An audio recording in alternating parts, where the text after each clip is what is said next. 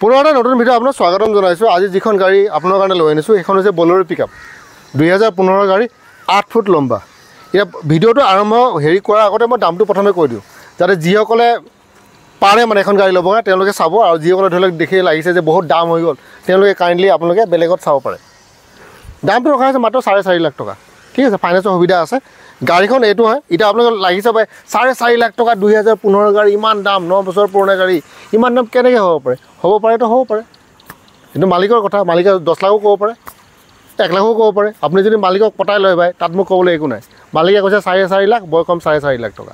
ঠিক আছে, তাত আপোনাক কোনো মানে SMS লিখি বা মানে আপোনালোকে যাতে বহুত জ্ঞানী সেইবোৰ দেখুৱাই একো লাভ নাই। সেইবোৰ SMS এনেই পৰি থাকে, কোনো নাচায়ো। আৰু যোনে গাড়ী ল'ব সি এনেই ল'ব। ঠিক আছে, আপোনাক গাড়ীখন মই দেখাই দিওঁ। এইখন হৈছে গাড়ী, বেয়া যদি বেয়া, ভাল যদি ভাল।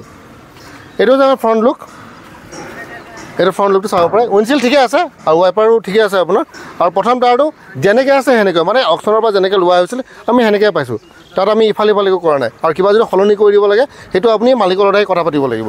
এবাৰ এইপিনে লৈ আনক। এইটো আৰু এটা টায়াৰ। এতিয়া বহুতে ক'ব দাদা এইটো টায়াৰটোতো ভাল নহয়, ভাল নহয়তো ভাল নহয়, ক'বলৈ একো নাই।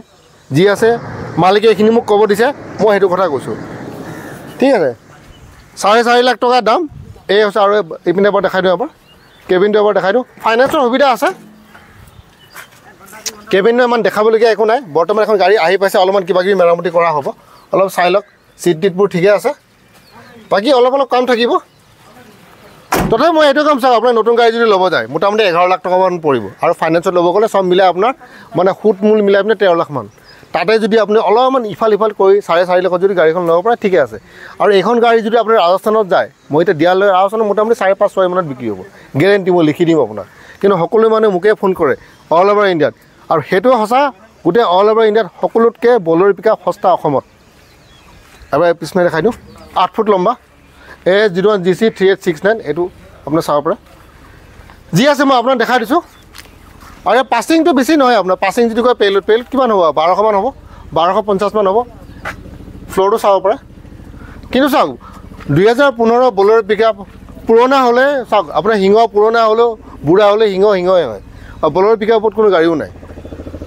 আপুনি সেই আপোনাৰ 20 বছৰ পুৰণা হ'লেও বলেৰো পিকআপে হয়। তো এবাৰ পেপাৰখিনি দেখাই দিওঁ। পেপাৰ চাওক মোটামুটি অ'কে আছে, আৰু কিবা যদি ফেইল হৈও আছে এইটো অনাৰে আপোনাক আপডেট কৰাই দিব। আকৌ এবাৰ কওঁ, 2015 গাড়ী, 4.5 লাখ টকা দাম, 2 লাখ টকামান ডাউন পে'মেণ্ট দিলে আপোনাৰ মোটামুটি হৈ যাব, আৰু কম দিলেও হয়তো হৈ যাব পাৰে। আৰু ফাইনেন্স টোটেলি ডিপেণ্ড কৰিব আপোনাৰ চিভিল ৰিপৰ্টৰ ওপৰত। তো ইয়াৰ লগে লগে আজি ভিডিঅ'টো ইয়াতে সমাপ্ত কৰিলোঁ। পুনৰ এটা ভিডিঅ' লগ পোৱাৰ প্ৰতিশ্ৰুতি।